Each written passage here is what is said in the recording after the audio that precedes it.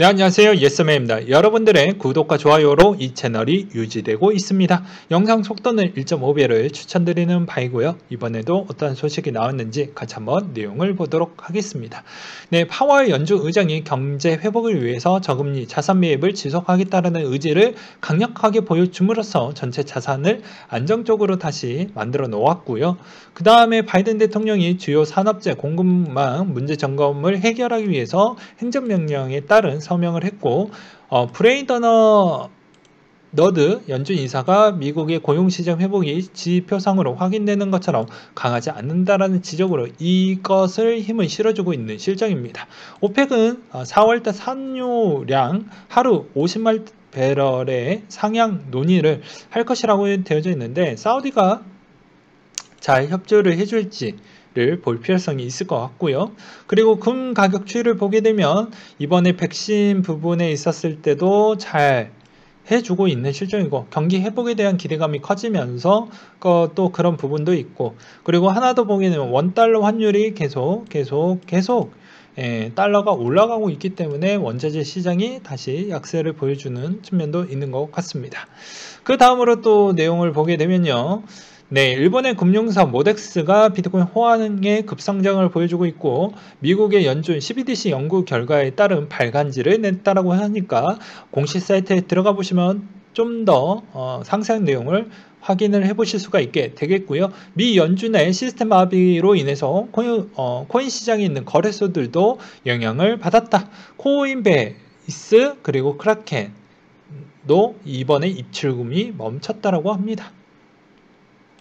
그리고 크래커라이트가 비트코인 개발자들의 대상으로 5조 원 규모의 소송을 제기를 하면서 이제 금액이 커졌죠. 그래서 요것이 어떻게 또 되느냐에 따라서 시장에 영향을 충분히 줄 수 있는 가능성이 있고요. 그 다음으로 보게 되면 리플렉스가 레저가 1.7 버전을 출시를 했다라고 되어져 있습니다. 네. 그러하고 에이다가 메리 프로토콜 업그레이드가 3월 1일 메인넷을 실시한다는 소식이 있었고요. 그리고 골드만삭스가 삭스의 애널리스트가 비트코인 금 포트폴리오 공존이 가능하다라고 이야기를 했습니다. 골드만삭스 같은 경우에는 코인베이스, USDC 같은 연합체계이기 때문에, 그리고 지금의 코인 시장을 계속 밀어주고 있는 실정이기 때문에 나쁜 이야기를 할 이유가 없죠. 그리고 갤럭시 디지털 쪽도 운영자산 규모가 10억 달러를 기록을 했다고 하는데, 과거에 노보그라츠가 엄청나게 힘들었던 시절도 있었습니다. 2018년도 때 투자자들이 내 돈 내놔라 라고 해서 대규모 부분에 따른 환매도 진행이 됐었고요. 그랬던 때가 있었기 때문이죠. 근데 잘 버텨줌으로써 또 좋은 날도 맞이하는 것 같습니다.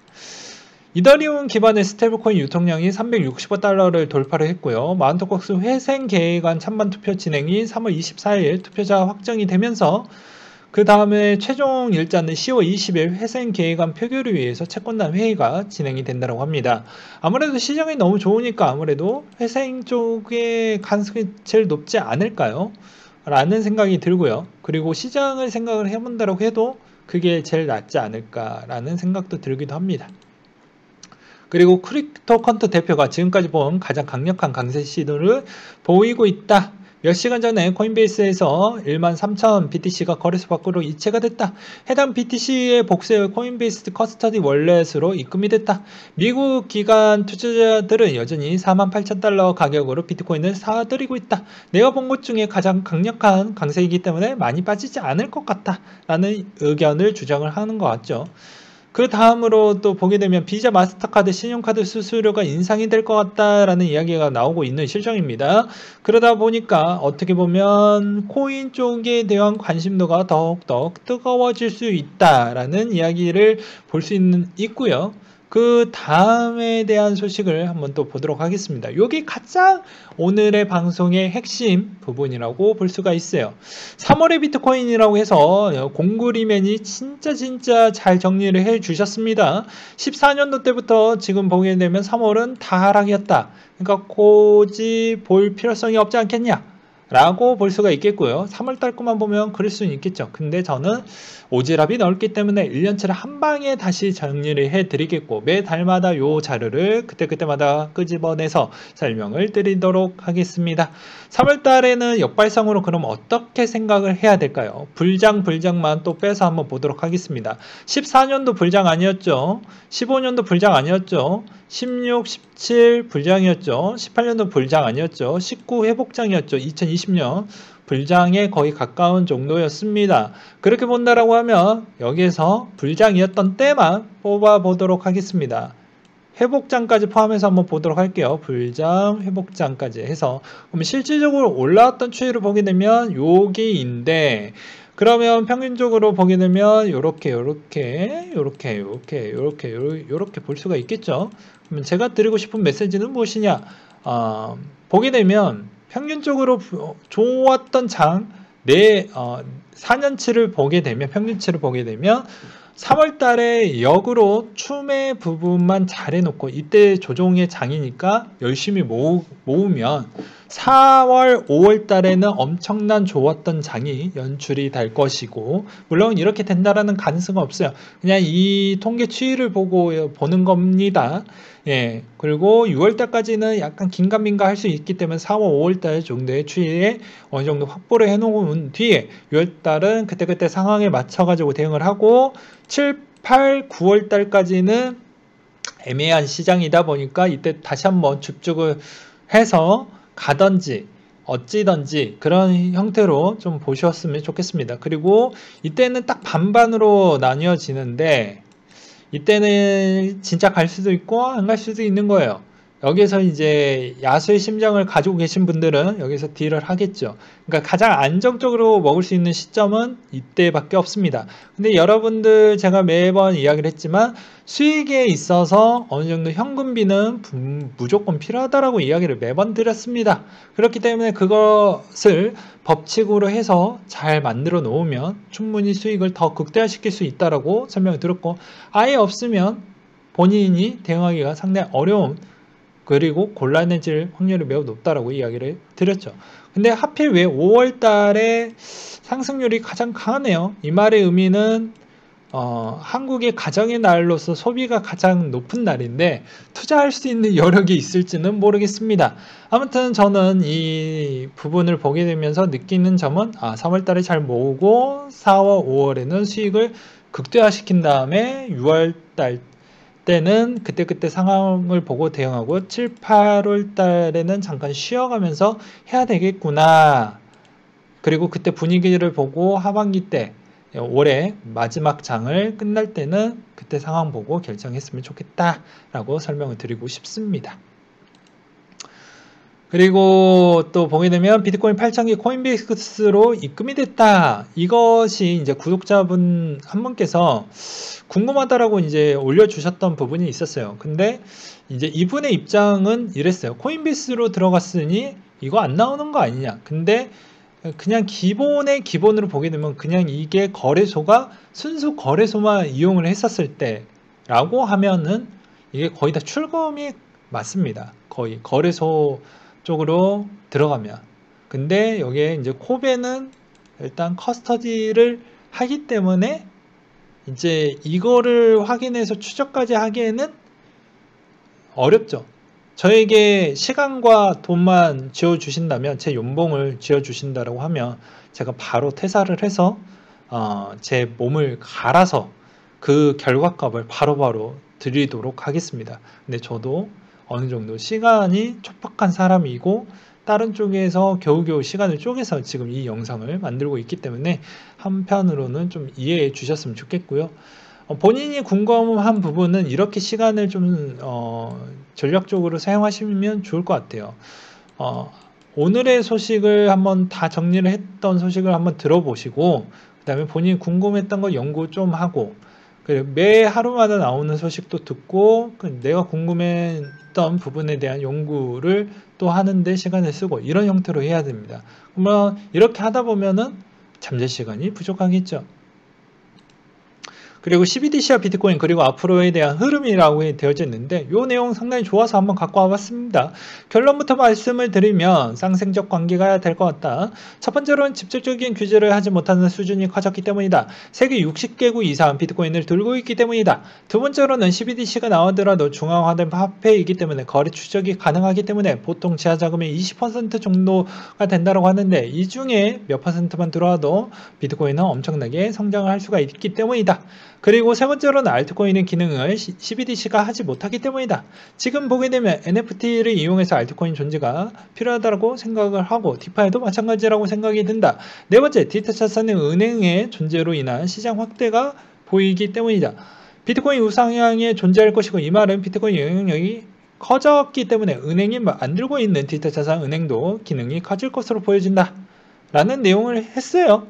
근데 여기서 제가 보충 설명을 드린다고 하면 대부분 KBS, MBC, SBS 최근에 이야기했던 CBDC가 나오면 비트코인이 없어진다라는 이야기를 자꾸 하고 있습니다. 대중들도 그거에 그대로 공부 안 하고 그냥 그대로 믿더라고요. 그대로. 근데 저는 이분의 주장하고 비슷한 생각을 갖고 있어요. 왜 그런지 다시 한번 쉽게 설명을 드리도록 하겠습니다. 일단 부자는 비트코인이 필요해요. 저번에도 이야기를 했지만 부자는 갖고 있는 자산에 있어서 더 많은 자산이 어떻게 생겼는지 증명을 못하면 다 이게 몰수가 됩니다. 몰수만 당하면 끝나면 상관이 없죠. 근데 지금 그 질병으로 인해서 민심도 안 좋고 상당히 예민하죠. 그러면 만연사냥을 당할 확률이 매우 높습니다. 그렇죠? 다수가 지금 부족하기 때문이죠. 너 돈 어떻게 했냐? 삥땅 쳤냐? 그러면 너 감옥 보내야지. 감옥을 엄청 오랫동안 보낼 수가 있어요. 그러면 당연히 부자의 입장에서는 지금 시국에 별로 좋지 않고 조만간 CBDC가 된다고 하면 미리미리 옮겨 놓는 게 낫겠죠. 그리고 FATF 쪽에서도 이제는 거래소 안에서는 다 확인할 수 있게끔 KYC, AML을 적용시키게끔 이제 올해 안에 이제 진행이 되기 때문에 그런 측면을 보게 되면은 부자들은 어쩔 수 없이 개인 지갑 쪽으로 조금은 관심을 두는 수가 있게 되겠습니다. 그쪽에 이제 최적화되려고 했던 게 스위스 쪽 그리고 보이지 않는 탈세 전문 동네들이 있어요. 그러니까 그런 쪽으로 부자들은 이용할 수밖에 없다. 이거는 추적이 다 가능하기 때문에 개인 프라이버시 같은 게 없습니다. 장점도 있어요. 근데 단점이 워낙 크죠. 또한 두 번째로는 이제 부자가 아니더라도 여기에 이제 보이지 않는 집단들, 뭐 해커, 뭐 약간의 뭐 보이지 않는 그런 테러 집단들, 뭐 등등 여러 가지 있는 그런 집단들을 이야기를 하는 것입니다. 그런 집단들이 어떤 행동을 보이게 되냐면 이런 이야기를 할 수가 있는 거예요. 이 집단이 이용할 수 있는 부분이 있기 때문에 현존에 있어서 이제 등락폭은 있을 수 있지만 비트코인이 아예 없어진다, 쓸모가 없다 이렇게 볼 수는 없다라는 것입니다. 왜냐 엄청나게 투명해졌기 때문에 요거를 더 쓰기는 꺼려지겠죠. 그리고 요 두 가지는 어쨌든 간에 쳐낼 수가 있습니다. 근데 이게 제일 쳐낼 수 없는 부분이 있죠. 정치인들. 예. 제가 뭐 굳이 이야기를 하진 않겠지만 국가의 수장이 2명이 있습니다. 러시아 푸틴을 예를 들어서 이야기를 할게요. 중국 이야기는 약간 지금 여기에 있기 때문에 뭐라 이야기하기가 좀 그렇고요. 한번 푸틴을 예시로 한번 설명을 드리도록 할게요. 푸틴을 보게 되면 푸틴이 갖고 있는 자산이 어마어마하다고 합니다. 근데 푸틴이 갖고 있는 자산이 원래 추정인데 이게 확실하게 나오고 그것보다 훨씬 더 많다고 하면 러시아에 대한 민심은 어떨까요? 지금 최근에 유가가 회복을 했기에 망정이지 한동안 지금 몇 년 동안 고생했는지 아시잖아요. 네, 러시아도 그렇기 때문에 그런 측면을 보게 되면은 아마 러시아가 발칵 뒤집혀질 수도 있습니다. 그러니까 이런 쪽에 대한 정치인들이 보이지 않는 자금을 어떻게 할 거냐? 그럼 정치인들은 따로 뭐 다른 CBDC를 쓸 거냐? 자기 국가에서 그럴 수는 없잖아요. 상식적으로 생각을 해보면 세상이 그렇게 투명할 수는 없다니까요, 여러분들. 투명하는 것처럼 시비를 거는데 그렇다라고 하면 제가 또 다른 반론을 해드릴 수가 있어요. 그러면 갖고 있는 금, 은 원자재 부분이나 예술품 이런 쪽은 과거에는 뭐 투명한 돈들만 들어간 줄 아십니까? 시장이 그렇게 안착되기 전에 그 허술한 툴을 이용을 해서 모든 자금이 불투명한 자금을 교환 매개체로 해가지고 자산으로 다 바꿔놨는데 지금은 좀 힘들겠죠. 그렇지만 현 시점으로 보게 되면 그 비트코인만 그런 잣대로 보는 것 자체가 모순이라는 것입니다. 네? 그리고 여기에 갖고 있는 예술품도 가격 추이가 이 지하 경제가 갖고 있는 이 자금을 다 감내하기에는 어려운 부분이 있는 거예요. 그리고 실제 정치인들이 무엇을 만드나요? 법안도 만들고 여기에 따른 기준도 본인들이 만듭니다. 그리고 여기에 있는 수장들이 있잖아요. 뭐 G7, G8 뭐 이렇게 하고 G20 걔네들은 모이면 뭐 깨끗한 줄 아십니까? 그러니까 제 이야기는 그런 거예요. 그러니까 지난 10년 동안 왜 이걸 안 없앴겠습니까? 그것만 좀 기억을 해두셨으면 좋겠습니다. 이런 측면도 있다라는 거. 근데 자꾸 뭐 CBDC가 생기면 비트코인이 없어진다? 꼭 그런 논리를 빼도 다른 쪽으로도 설명을 할 수는 있지만 지금 시간 관계상은 이 정도까지만.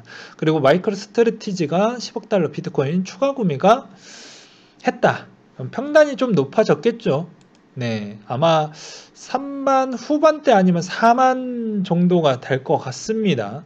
네, 그래서 저번에도 이야기를 했지만 충분히 추매를 할 것이다 라고 제가 예상을 했었고 그대로 구매까지 이어지기도 했죠. 앞으로 마이크로 스트래티지는 평단이 높기 때문에 계속 저런 형태로 아마 갈 수밖에 없는 실정입니다.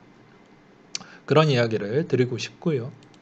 그리고 이제 본인이 평단을 쓸 수 있는 부분이 이제 현금을 다 썼으면 이제 나머지 있는 기업들한테 많이 전파를 해서 자기의 평단을 최대한 지금 높다라고 생각하지만 더 가격이 뛰게 되면 어떻게 보면 또 낮아지는 착시적인 현상이 있으니 그런 형태로 많이 전파시키려고 노력을 많이 하는 것 같아요. 그리고 10년물 국채 수익률 우리 좀 신경 좀 써보자 라는 이야기가 나왔습니다. 근데 이 말도 맞는 것 같아요. 예, 요새 그만큼 시중에 있는 돈의 영향성이 조만간에 위축이 될 것 같다라는 이야기가 돌다 보니까 그만큼 모든 시장, 자산 시장 자체가 약간 움직이긴 했습니다. 그래서 상당히 중요하다라고 설명을 드리고 싶고요. 그리고 그레이스케일이 GLDC 펀드라고 해서 보게 되면 비트이더, 비트코인 캐시, 라이트코인 이렇게 볼 수가 있어요. 여기에 XRP가 안 보인다는 게 좀 아쉽긴 합니다. 그래서 저번에도 BK에 따른 약간 보게 되면 걱정 많이 됩니다 라는 이야기가 많이 들었지만 걱정하지 말라고 이야기를 많이 했어요. 그리고 SRC20 수합이 곧 스타라티스에 제공이 된다라는 소식이 눈에 들어오고요. 그리고 비트코인 시황 2월 23일 기준으로 만들어놨던 내용인데 이것도 괜찮았습니다. 비트코인 반감기 후 4년 사이클에 대한 가격 상승률 비교한 차트이다. 세 번째 반감기 이후 1차, 2차 사이클 속도 중간 정도를 예상보다는 빠르게 상승 중이며 그리고 개미만 있었다라고 하면 더 빨랐을 것 같다라는 이야기도 있어요. 개인적인 목표가인 300K 반감기 이후 367일에서 526일 사이에 도달하지 않을까 생각을 한다. 자기의 생각인 거예요. 그리고 두 번째 부분을 보게 되면 단순히 가격만 봐서는 크게 하락했기에 21년도 1월 조정 및 4년의 사이클과 비교 시 큰 폭의 하락은 아니고 이 또한 지나가리라 생각을 한다. 이번 사이클에서 5회 발생하였으니 앞으로 몇 번의 조정이 발생할 텐데 25%에서 30% 미만의 조정이라면 퍼드에 휘말리지 말고 한 번쯤 쉬어가 본다라고 생각을 하면 될 것 같다 라는 이야기를 하는 것이죠. 그래서 여기서 보게 되면 비트코인 애프터 2016에서 엔드 2020년도 때까지만 해가지고 만들었던 또 자료예요. 정말 공을 많이 들였죠. 이런 사람들이 돈을 많이 버는 것 같습니다. 분석, 연구. 이게 중요한 거예요. 떠먹는 것만 하다 보면은 늦는 부분도 있지만 본인이 연구를 해서 남들보다 정말 다른 관점으로 생각을 하는 부분은 정말 좋은 것 같아요. 보게 되면은 평균적으로 조정에 대한 추이가 보았을 때 30%가 넘지 않았죠. 물론 상승기 추이 기준으로 보는 것입니다. 이때도 30% 내외로 끊어주었던 측면이 있기 때문에 이런 걸 우리는 좀 보자라고 설명을 드리고 싶습니다. 그러니까 여기가 약간 2000년도, 2021년도 여기가 대세장일 때도 거의 맥스가 30% 구도니까 결론은 이렇게 설명을 할 수가 있겠죠. 이게 대세장이 맞다라고 하면 아무리 조정이 나온다고 해도 마이너스 30%에서 멈춰줄 것이다. 그래서 뭐 넉넉 잡고 만약에 기다린다고 해도 꽉 채워서 30이 아니라 35까지는 열어두고 2 이상 떨어지면 끝났구나 라고 생각을 해볼 수가 있게 되겠죠. 왜 그러냐면 50%가 마이너스가 50%가 되면 이걸 복구하는데 2배 이상 들어가 버리기 때문에 일정 대세장일 때도 충분히 관리를 하는 모습이 보여집니다. 보게 되면 꼭 누군가 관리하는 것처럼 좀 보여지긴 하는데 이거는 뭐 심증만 가지 물증은 없으니까요. 그리고 제 생각일 뿐입니다. 보게 되면 절묘하죠. 아무튼 그런 측면이 있거니와 그리고 이것만 보고 그리고 이것만 보아도 여러분들한테는 좀 많이 도움이 되지 않을까 싶어요. 그리고 질병관리청 블록체인 코로나19로 백신 접종 디지털 증명서를 도입 추진하겠다. 좀 늦었죠. 중국은 C에서 C 넘어갈 때도 요구하는 사항이 다 모바일 쪽으로 되어져 있습니다. 그리고 종합 쇼핑몰 들어가려고 하면 사람이 되게 많이 있기 때문에 내가 그 증명서가 있는지 없는지도 다 확인 체크해야 들어갈 수가 있어요. 체크 안 되면 불가능합니다.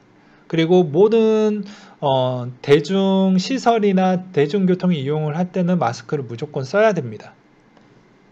그 차이가 좀 있어요. 그러니까 어떻게 보면 자유가 없으니 뭐 좀 잘 이행이 되는 것 같다라는 생각도 들기도 해요. 네, 오늘의 소식은 이 정도까지 준비를 했고요. 이번 소식으로 많은 깨달음을 걷고 앞으로에 대한 10개월 정도를 잘 대응을 하셨으면 좋겠습니다. 힘내시길 바라겠습니다.